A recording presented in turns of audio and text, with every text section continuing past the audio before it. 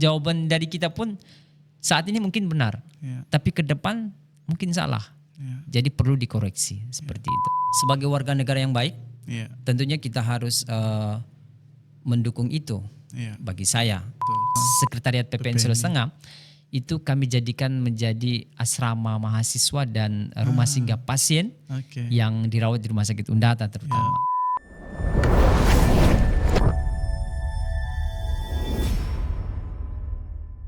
Baik Pak, kita masuk sudah mulai ke PPNI-nya. Sejak kapan Bapak akhirnya memutuskan untuk masuk ke PPNI?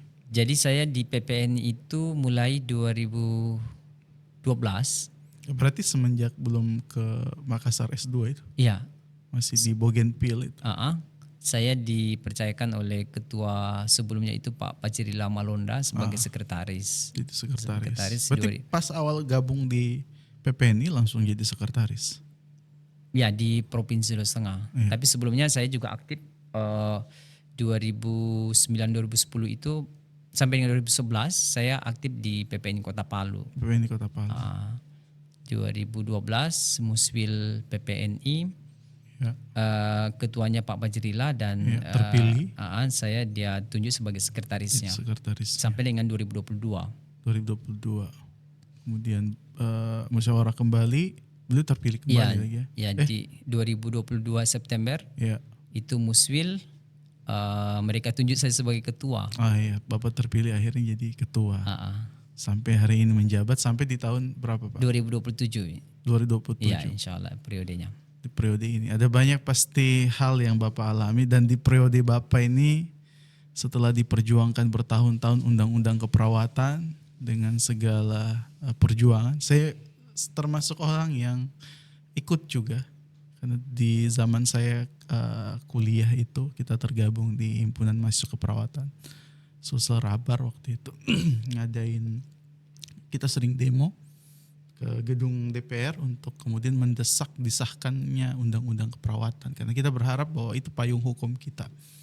Teman-teman yang lain ada yang berangkat ke DPR RI, ke pusat sana untuk memperjuangkan itu, dan kalau tidak salah legal di tahun 2014 Pak ya, undang-undang keperawatan itu. Kalau tidak salah di tahun itu legal, kita sudah mulai menikmati itu dengan segala hal yang kita tuntut. Kalau kemudian di tahun 2023, setahun setelah Bapak memimpin, muncullah Undang-Undang Kesehatan nomor 17 kalau saya tidak salah ingat, tahun 2003 Omnibus Law itu yang mengubah semua tatanan, tidak hanya kita di keperawatan, karena disatukan semua kesehatan pada waktu itu, dan mengguncang hampir semua organisasi profesi termasuk kita di PPNI. Apa perbedaan yang paling mencolok yang Bapak rasakan? Karena kita semua menolak, bahkan kita turun ke jalan untuk memperjuangkan penolakan itu. Ada uji material di MK yang dilakukan oleh 6 organisasi atau beberapa organisasi profesi, lalu kemudian tetap kalah, dan akhirnya kita terpaksa untuk menjalani undang-undang kesehatan Omnibus Law itu. Apa perbedaan yang paling mencolok yang Bapak rasakan? Ya, dengan terbitnya Undang-Undang 17/2023 itu, fungsi atau peran dari organisasi profesi, PPNI, Ikatan Dokter Indonesia, Ikatan Bidan, dan seluruh profesi kesehatan lainnya, itu diambil alih oleh kolegium yang dibentuk oleh pemerintah melalui Kementerian Kesehatan. Jadi kolegium yang tadinya fungsinya organisasi profesi yang tadinya misalnya standar pendidikan, kemudian satuan kredit profesi, standar kompetensi, apalagi uji kompetensi dan lain sebagainya, itu saat ini diambil alih oleh kolegium.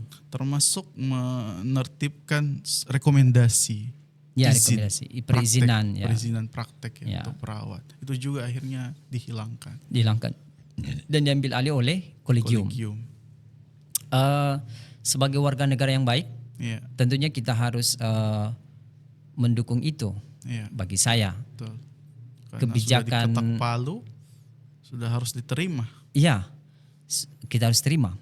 Selama kebijakan itu untuk membawa Indonesia lebih sehat.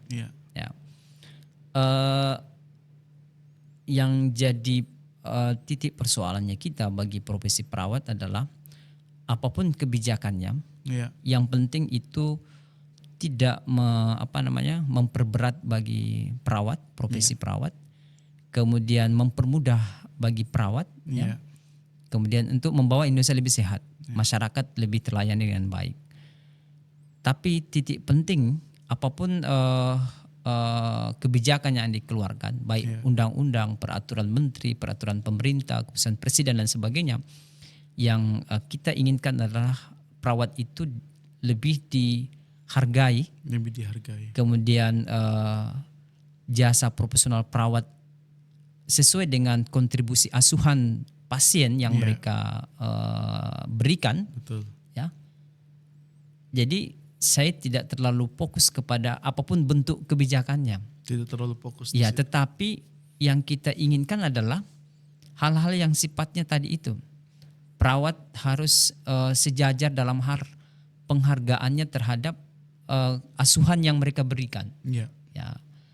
Kemudian kita harus rubah sistem layanan kesehatan saat ini, terutama misalnya di rumah sakit. Contoh misalnya yang paling kecil adalah pemberdayaan profesi perawat di rumah sakit dalam hal manajemen asuhan pasien. Nah, kalau kita mau kata yang paling penting misalnya pasien yang masuk ke rumah sakit ini mau di apa? Mau dirawat kan? Rawat inap. Ketika kata rawat inap digunakan, maka yang harus lebih diberdayakan, divitalisasi itu adalah profesi perawat. Betul, karena yang bersama dengan pasien 24 jam adalah perawat. Kondisi saat ini di rumah sakit itu berbeda. Akhirnya selalu terjadi perbedaan-perbedaan.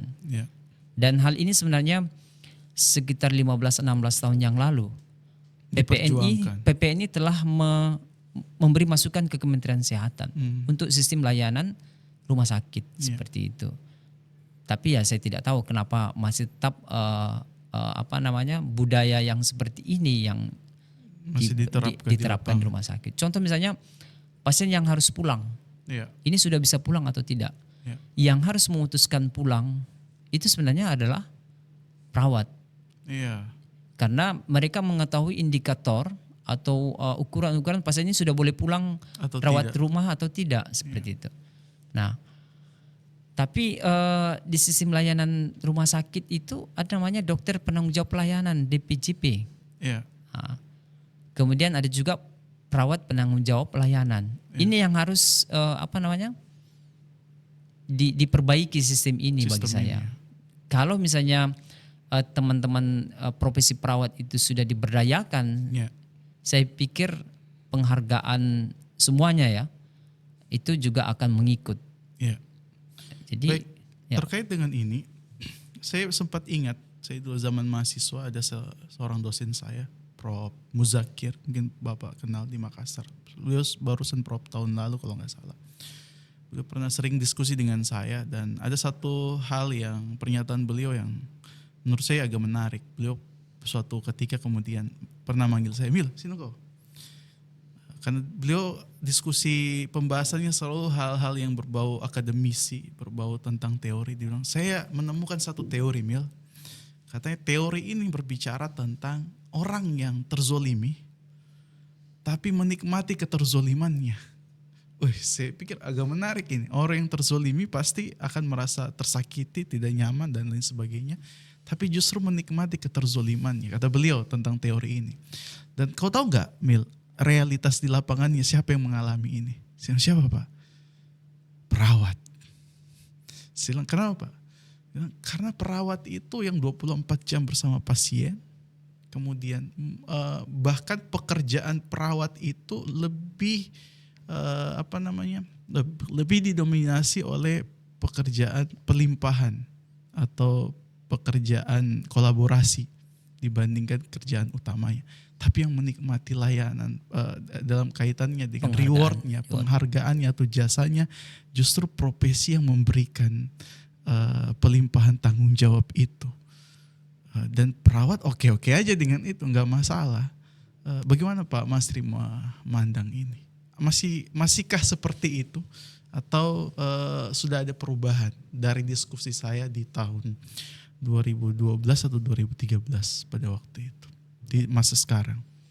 Ya, selain sebagai ketua PPNI Sulawesi, saya juga sebagai ketua komite perawat di Rumah Sakit Undata saat ini.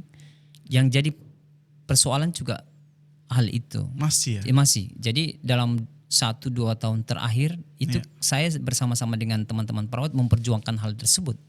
Tapi tantangannya luar biasa.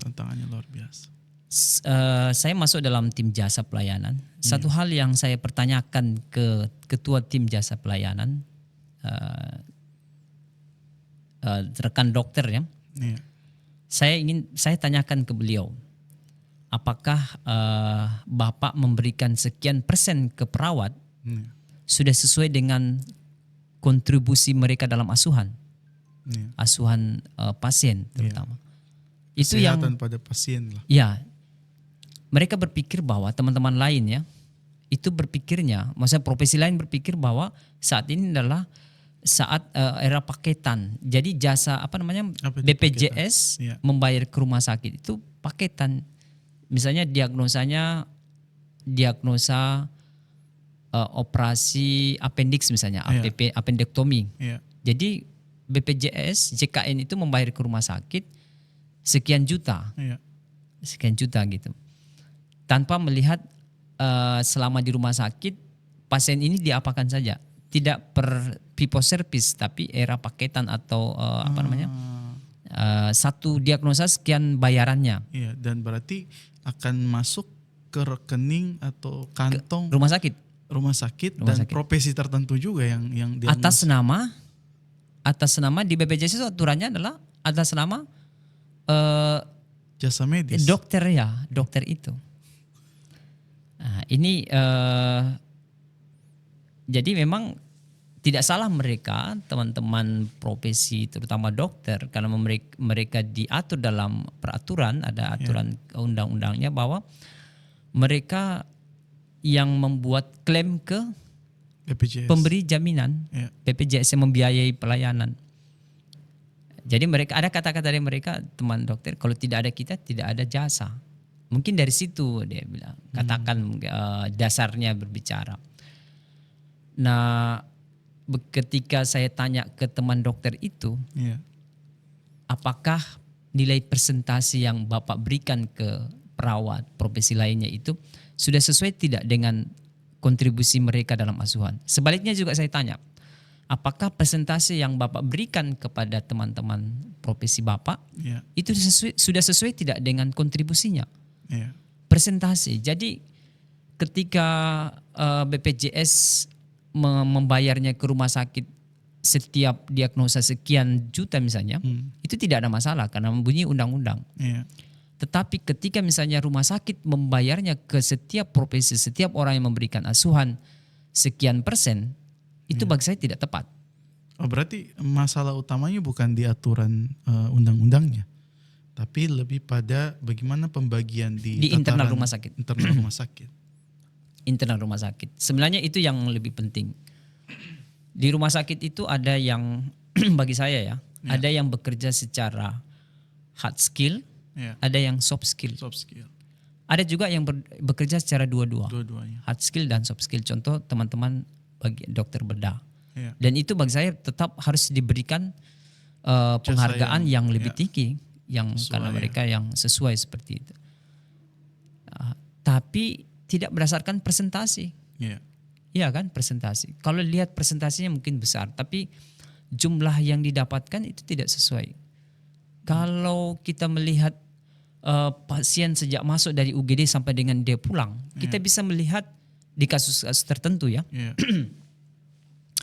siapa yang lebih banyak berkontribusi dalam asuhan tersebut, dan mereka itulah yang harus diberikan penghargaan. Nah, jadi dalam perjuangan dalam jasa profesional perawat ini, saya tidak menyebut kesejahteraan. Kesejahteraan itu relatif bagi setiap orang, tetapi perlakuan yang adil bagi kita perawat terutama. Maka kita besok itu kita akan menyambut pemimpin baru. Saya sudah memberikan masukan kepada saya sudah bisiki kepada calon pemimpin baru tersebut. Ya, tataran wilayah Provinsi Sulawesi Tengah. Ya.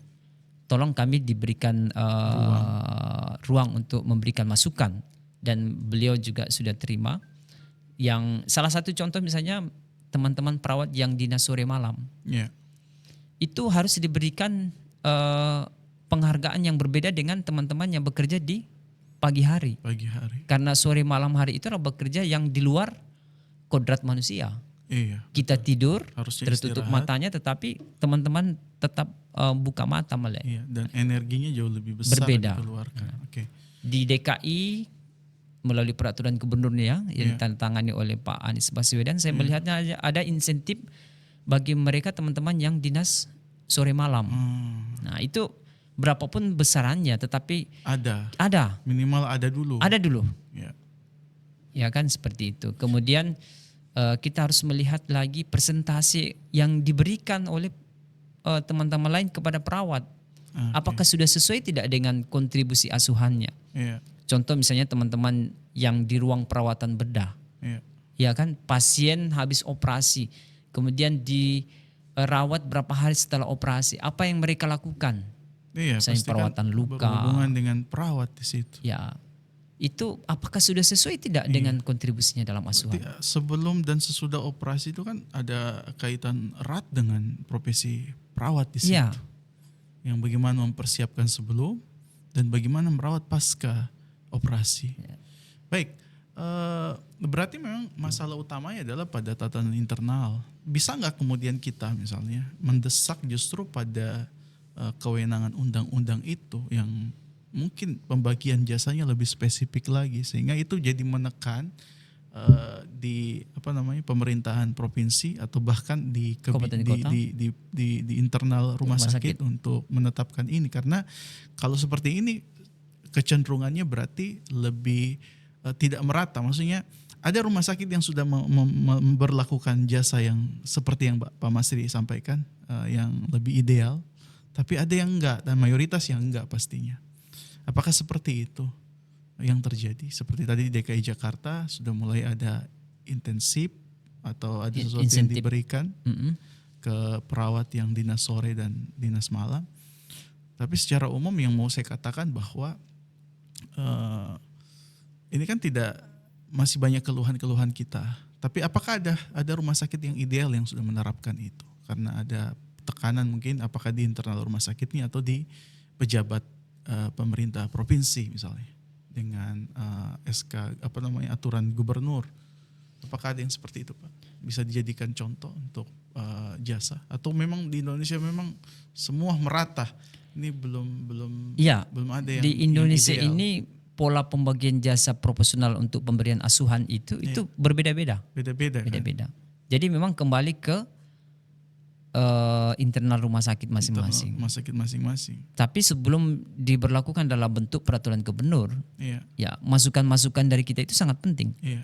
Berarti memang maksud saya gini, yang perlu kita ubah justru harusnya adalah peraturan yang bisa menekan internal rumah sakit di seluruh wilayah di Provinsi Sulawesi Tengah. Di seluruh wilayah di Indonesia ini. Untuk kemudian menerapkan kebijakan itu, berarti larinya ke undang-undang. Ya, minimal peraturan menteri. Iya, minimal peraturan menteri. Itu sebenarnya yang harusnya dituntut. Ya, 2 minggu lalu ada kunjungan Menteri Kesehatan ke Rumah Sakit Undata. Dan itu juga yang ditanyakan oleh rekan perawat di Rumah Sakit Undata. Saya dengar jawaban Pak Menteri, dia kembalikan ke peraturan direktur. Nah, peraturan direktur itu yang harusnya memang teman-teman di pusat yang dekat dengan pengambil kebijakan yang harus selalu menekan mempresur dalam hal ini yang mengenai jasa profesional perawat. Karena saya takutnya memang sudah itu nyaman dengan keterzoliman itu nyaman dengan keterzoliman. Kita berpikir saya minimal mendapatkan pekerjaan, ada jasa. Tapi apakah yang kita terima itu sudah sesuai tidak? Betul. Jadi mungkin saya perlu kesadaran yang bersifat menyeluruh ya. Jangan cuman mereka-mereka yang memperjuangkan saja, dan itu menjadi sasaran. Jadi sasaran kebencian. Sementara akar rumput ini yang harusnya menjadi support buat yang menyampaikan justru acuh tak acuh. Padahal sebenarnya kita lagi memperjuangkan nasib mereka. Perlu ada aksi Contoh nyata teman-teman di UGD, gawat darurat. Itu mereka terima pasien, kemudian mereka tangani sampai mereka stabil pasiennya, kemudian di ruang rawat. Kita bisa melihat teman-teman UGD itu lebih banyak pada hard skill, skill yang lebih yang nampak begitu. Harus ada pasang infus, misalnya pemberian obat. Jadi kalau kita berbicara mengenai pelimpahan kewenangan tadi, itu memang harus perlu diskusi panjang. Dan bukan hanya diskusi panjang, tetapi rasa legowo dan ketulusan kita untuk melihat siapa yang harus kita berikan itu memang harus perlu ditanamkan dari diri kita. Bahwa dalam melayanan kesehatan ini, petugas kesehatan baik dokter, perawat, bidan dan sebagainya, kita tidak harus selalu berpikir saya yang harus lebih kaya, saya yang harus lebih banyak uangnya. Tidak seperti itu. Kita harus melihat siapa yang lebih banyak kerjanya yang sesuai dengan risiko yang lebih tinggi. Pemasangan infus, pilihan atau opsi untuk memasang infus, instruksinya dari medis, dokter. Pasang infus cairannya macam-macam. Ada NaCl, ARL, ada AD5 dan sebagainya. Itu adalah kompetensi dan kewenangan dari seorang dokter yang menentukan pasang infus.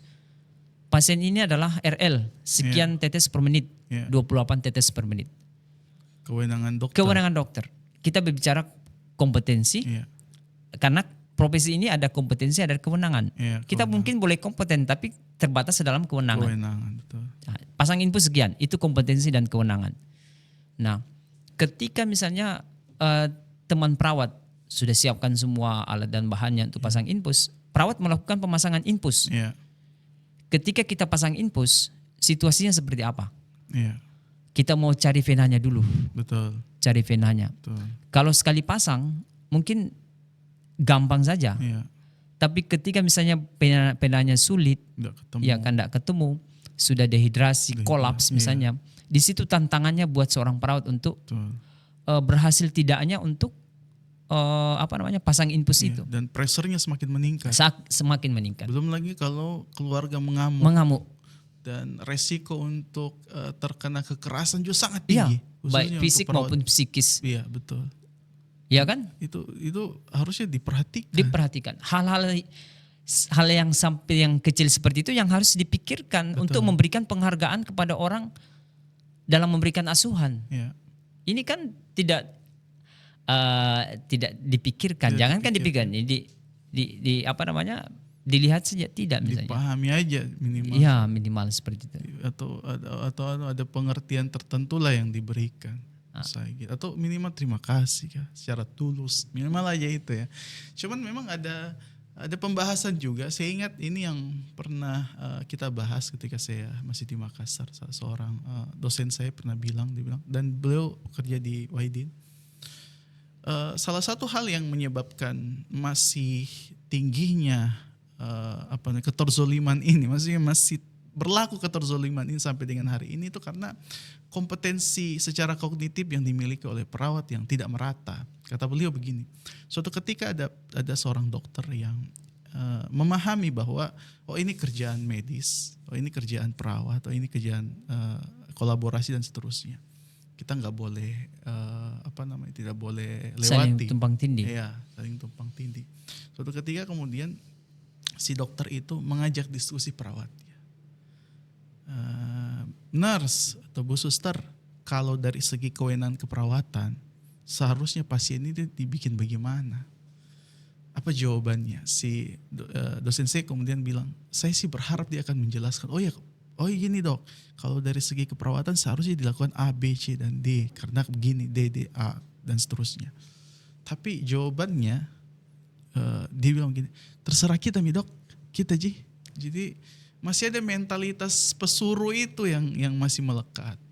Saya kemudian kata beliau, sehingga hari ini ketorzoliman itu masih berlangsung itu karena kemampuan kognitif perawat itu mungkin ada yang bisa menjawab ABCD sampai dengan Z, tapi tidak banyak, mayoritas yang masih mentalitas pesuruh itu dalam tanda kutip ya. Sepakat nggak Pak Masri dengan pernyataan seperti itu? Saya kira masih sepakat karena masih ada oknum-oknum seperti itu di lapangan. Oknum dan banyak. Iya banyak, dan oleh karena itu karena kita ini dalam forum akademisi, bagaimana menyiapkan generasi perawat yang benar-benar perlahan-lahan itu dirubah.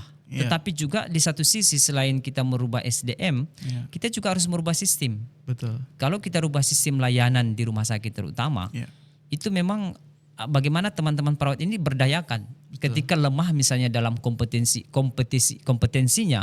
kita naikkan kompetensinya dan kita berikan kewenangan untuk itu. Jadi tidak ada saling ketergantungan, iya kan? Nah itu yang sangat penting. Oleh karena itu kita berharap dengan regulasi yang baru melalui Kolegium Kesehatan Indonesia itu yang membuat standar pendidikan, baik pendidikan kedokteran, pendidikan keperawatan, kebidanan, semua profesi kesehatan di Indonesia itu tidak ada lagi tumpang tindih. Kompetensi lulusannya kita tinggal mengikut saja. Kemudian dalam settingan pekerjaan mereka masing-masing di rumah sakit, siapa melakukan apa, berapa penghargaannya, itu harus sudah sampai di situ. Kita harus bahasanya dan kebijakannya sudah harus sampai situ. Sehingga orang memilih jurusan, saya mau jadi perawat, saya mau jadi dokter, saya mau jadi macam-macam, itu sudah mereka lihat. Gitu. Kita harus memutus budaya ini, mata rantai ini dan untuk generasi kita ke depan. Dan juga akhirnya bahwa kampus-kampus yang memproses lulusan keperawatan juga bermain dalam kesalahan ini. Artinya perlu ada peningkatan kualitas pendidikan yang diberikan oleh universitas atau sekolah-sekolah tinggi kesehatan lainnya yang memproses dan menghasilkan seorang perawat yang siap pakai di lapangan. Itu memang harusnya mempersiapkan tenaga perawat yang kalau diajak diskusi bisa menjawab ABCD sampai Z, bukan mentalitas pesuruh seperti tadi. Nah, ini juga jadi tantangannya. Saya tahu bahwa di rumah sakit itu ada sistem peraturan yang menekankan agar supaya yang belum D3 untuk melanjutkan ke strata 1 dan yang sudah strata 1 minimal sudah profesi. Tapi memang akhirnya dipaksakanlah mereka yang masih diploma 3 ini untuk akhirnya S1. Tapi terkadang mentalitas ini nggak hilang. Sehingga kemudian saya masih dapat ada perawat-perawat yang kita sebut di kelas non reguler yang lanjut dari D3 ke S1 itu bilang, "Pak, dia sudah kasih ujian, Pak. Orang ini cuma baca ijazah." Tidak bisa begitu. So tidak baca ilmu. Akhirnya saya jadi serba salah. Bahkan ada mahasiswa yang datang ke ruanganku, "Pak, skripsiku ini terus terang dibikinkan. Soalnya Pak, biar bakasi menyala komputer saya tidak tahu." Saya itu agak dilema kalau yang sudah ibu-ibu begitu. Saya agak tarik napas, kemudian bingung mau jadi kayak gimana, mau idealis benturannya seperti itu. Nah, kemudian tidak idealis, kita memperpanjang justru persoalan-persoalan yang harusnya sudah bisa kita selesaikan berapa tahun yang lalu. Bagaimana Pak Masri? Jadi selain kita internal perawat, SDM-nya juga disiapkan, diperbaiki ke depan. Tapi satu sisi juga teman-teman profesi lain yang senantiasa setiap saat itu berkolaborasi dengan kita juga memperbaiki cara pandangnya terhadap perawat. Ya kan? Dia mau lihat perawat ini seperti apa. Kita tidak boleh egois dengan dengan profesi kita masing-masing. Tapi ketika kita merawat pasien, bagaimana pasien ini sembuh, cepat dia pulang misalnya, itu kan goalnya kita semua, tujuannya kita semua seperti itu. Tetapi dalam proses asuhan ini kita harus memperbaiki kita punya cara pandang, kolaborasinya kita terhadap teman-teman profesi lain. Beberapa kali saya membawakan materi kepada teman-teman adik-adik koas kedokteran di FK Unpad sebagai pemateri terkait dengan kolaborasi. Nah, Itu tapi materi paling 1 jam 2 jam dan itu kalau ada yang ingat syukur. Tetapi yang paling penting adalah pada saat mereka menjadi dokter muda di rumah sakit, bagaimana senior-senior mereka itu mempraktekkan kolaborasi terhadap profesi lain. Itu kan yang akan menjadi model mereka, role model mereka ketika mereka praktek. Betul, itu juga jadi masalah ya ketika kemudian di tingkat pendidikan saya mereka terdoktrin bahwa tenaga kesehatan lain itu adalah pembantunya kita. Itu Ya, kan misalnya jadi seperti itu. Ya. Iya.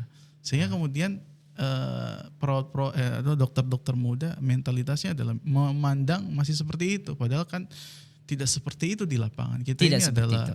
tenaga kolaborasi, bekerja sama. Kita masing-masing punya kompetensi, keilmuan masing-masing yang kita berikan kepada pasien karena kok tidak mungkin kok bekerja sendiri untuk pelayanan pada pasien. Kamu membutuhkan tenaga kesehatan lain. Ada 30 lebih jenis tenaga kesehatan di Indonesia.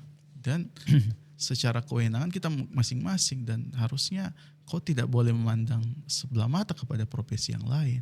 Tidak ada profesi yang jauh lebih tinggi daripada profesi yang lain karena kita secara lama pendidikan sama, kita juga mengenyam profesi yang sama dengan profesi yang lain tentunya juga. Jadi memang ini yang perlu. Saya rasa cara pandang itu yang harus dirubah dulu. Iya, betul. Dirubah bagaimana sistem layanan kita karena memang kalau tidak dirubah maka motivasi bagi teman-teman yang front yang bekerja di terdepan itu akan menurun. Betul. Saya juga tidak hanya mendapatkan di rumah sakit tapi data-data di puskesmas juga saya dapatkan. Contoh misalnya teman-teman saya sebagai ketua PPNI juga mendapatkan curhatan juga dari teman-teman profesi lain. Contoh misalnya bidan. Bidan di puskesmas itu ini ada data dan faktanya. Jadi mereka melakukan ANC, antenatal care, sebelum seorang ibu itu melahirkan, mereka kunjungi ke rumahnya. Ya kan, kunjungi ke rumahnya minimal berapa kali begitu. Dan tantangannya besar sekali. Tantangannya luar biasa. Begitu mau pembagian jasa layanan, ya ada juga teman-teman profesi lain ingin mendapatkan jasa dari situ. Padahal tidak melakukan apa-apa. Ini yang harus kita ubah. Betul. Kan tidak tepat. Betul. Kita melakukan pekerjaan kemudian mendapatkan penghargaan secara penghargaan dalam nominal rupiah. Dan kau tidak berkeringat berkeringat. Kembalikan ke diri masing-masing. Apakah memang ideal tidak kita menerima uang kemudian kita tidak bekerja? Ya. Sebenarnya teman-teman sekalian yang penonton di rumah, kita tidak ingin menjelek-jelekan profesi apapun di sini. Hari ini kita ingin belajar tentang, ingin menyadarkan, mengedukasi bahwa kita semuanya sama, berkolaborasi juga bersama. Seperti itu kayaknya. Karena undang-undang yang baru juga sudah memberi ruang untuk itu. Iya, betul. Bahwa kita sama. Direktur rumah sakit tidak harus profesi-profesi tertentu. Semua memiliki kesempatan yang sama. Tapi dengan catatan kompeten, sehat. Betul. Iya kan, dan memiliki latar belakang untuk bidang perumahsakitan terutama. Betul. Maka teman-teman, terutama generasi-generasi perawat ke depan, kita yang paling banyak, kita terdepan, tentunya juga harus siap dengan sumber daya manusia kita, baik secara mental, keilmuan, keterampilan, untuk menjadi betul-betul menjadi pelayan kesehatan, siapkan diri untuk menjadi pemimpin ke depan. Karena pimpinan itu bukan hanya profesi tertentu saja, saya bilang, tapi juga untuk profesi yang lain. Oke, terakhir Pak Mastri, saya kembali ke Undang-Undang Nomor 17 Kesehatan Omnibus Law tadi. Salah satu kewenangan yang dipotong pada profesi sebenarnya adalah kompetensi dan lain sebagainya, pemberian rekomendasi. Itu kan berpengaruh terhadap tingkat pendapatannya organisasi profesi.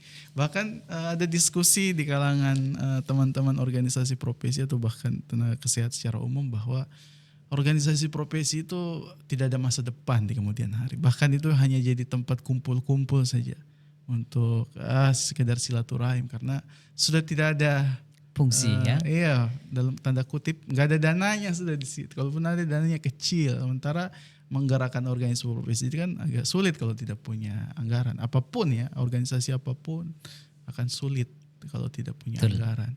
Lalu bagaimana PPNI provinsi Sulawesi Tengah ini menyiasati itu? Strategi apa yang Pak Masri lakukan dan bagaimana pandangannya tentang itu?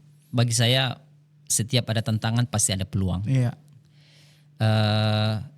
Kita mengambil hikmah dari semua kejadian. Jadi benar bahwa fungsi dari organisasi profesi ini sudah banyak kurangnya ya. Tetapi masih tetap dalam peningkatan kompetensi anggota, kemudian etika dalam sosial, dalam kegiatan sosial politik kita harus berperan dalam hal itu. Benar bahwa ketika perannya terhadap anggota itu berkurang, maka anggota juga merasa berhak bahwa saya tidak memiliki kewajiban untuk membayar ke organisasi profesi karena peran terhadap organisasi profesi terhadap saya juga berkurang. Tetapi dalam PPNI kita misalnya bagi anggota PPNI yang aktif kita menyiapkan pengacara secara gratis ketika kita tidak minta-minta misalnya kita tersangkut masalah hukum kriminal ada pengacara dari PPNI yang kita siapkan. Kemudian kita akan bersama-sama meningkatkan kompetensi. Nah, memang benar juga penghasilan dari organisasi profesi dalam 2 sampai dengan 3 tahun terakhir itu sangat menurun. Sebagai contoh, tahun 2024 kemarin itu dari 14.200 lebih anggota PPN Sulawesi Tengah yang membayar iuran itu hanya 2.000 lebih orang, 2.200 orang. Penurunnya besar sekali. Besar sekali. Nah, kami PPN Sulawesi Tengah sejak diberlakukannya undang-undang yang baru, 2022-2023 kami mengambil langkah-langkah yang bagaimana agar organisasi ini tetap hidup. Ya, tentunya untuk tetap hidup harus ada pendanaan seperti itu. Kalau sebelumnya kita memang murni dapat dana itu dari iuran anggota. Maka sejak 2022 saya diwariskan oleh ketua PPNI sebelumnya itu adalah uang sedikit ya, ada modal.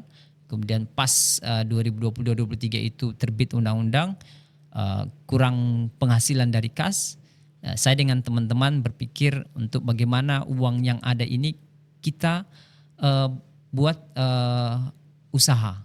Jadi jadi bikin kantong usaha baru untuk mensuplai pendanaan di organisasi profesi. Oke, cerdas Pak. Jadi kita kembali langkah apa yang dilakukan? Upaya menjadi entrepreneurship.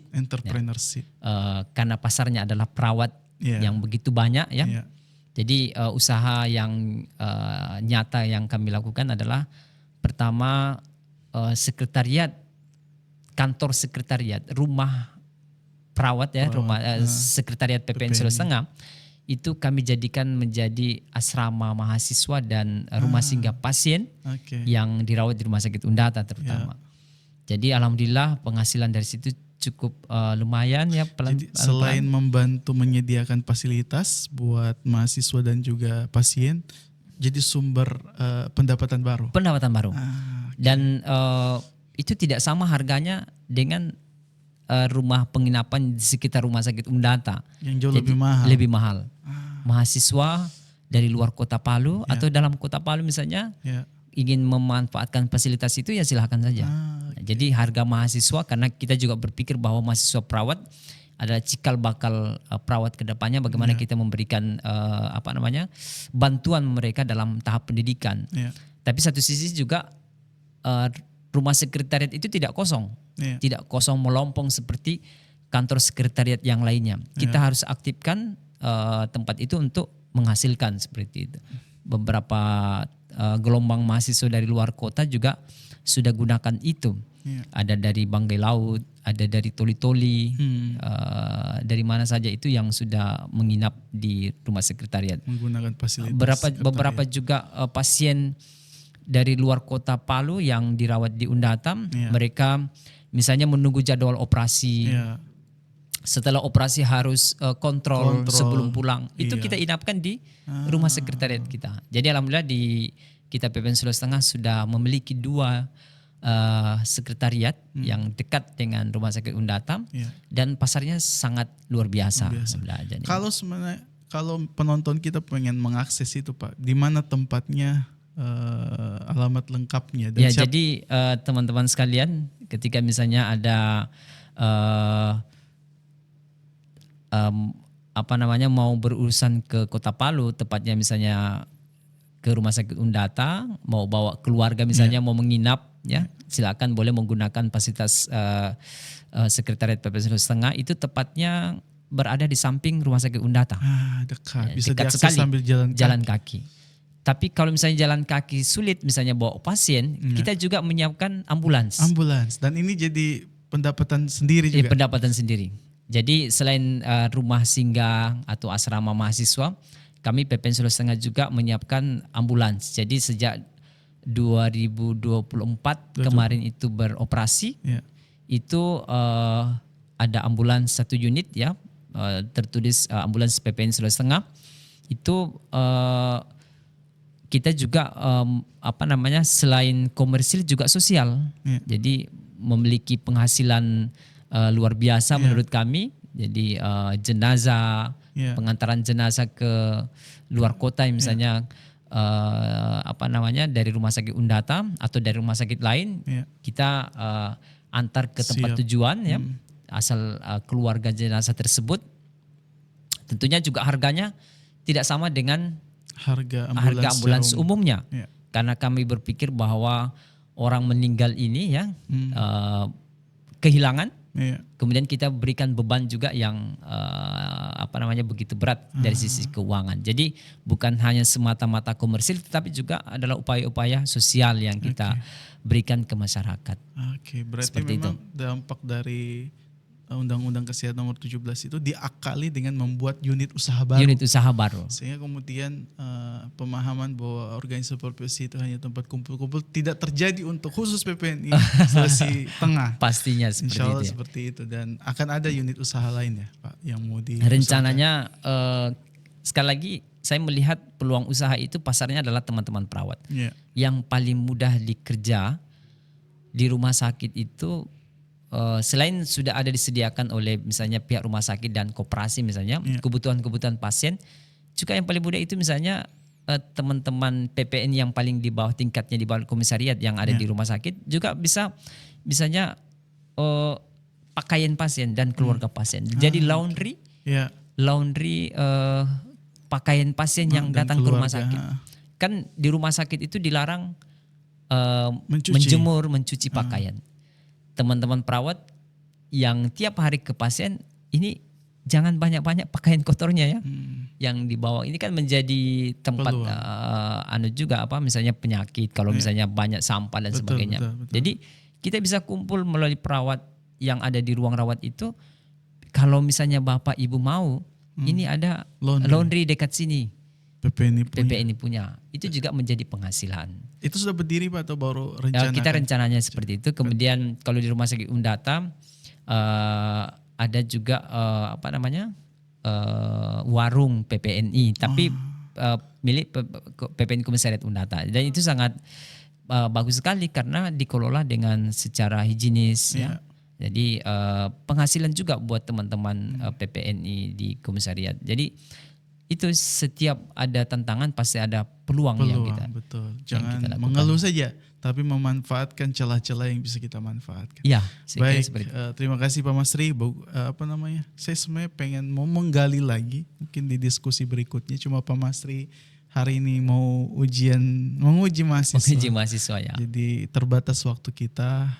Mudah-mudahan di pertemuan berikutnya Pak Masri kalau kita undang bersedia lagi, kita mungkin akan banyak berdiskusi tentang persoalan-persoalan perawat di lapangan, bagaimana masalah-masalah di lapangan dan apa peran PPNI secara khusus misalnya menangani kasus-kasus seperti itu, dan secara umum mungkin PPNI apa sih kontribusinya pada perawat-perawat secara luas akar rumput ini.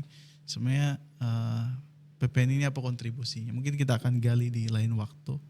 Kita jadwalkan kembali. Dan sebelum kita tutup, mungkin ada statement, ada pernyataan penutup Pak Masri jadi motivasi buat penonton kita di channel YouTube UWN Media ini. Silakan Pak. Baik, pertama saya mengucapkan terima kasih sudah diberikan kesempatan untuk berbicara pada siang hari ini di podcastnya Universitas Widya Nusantara.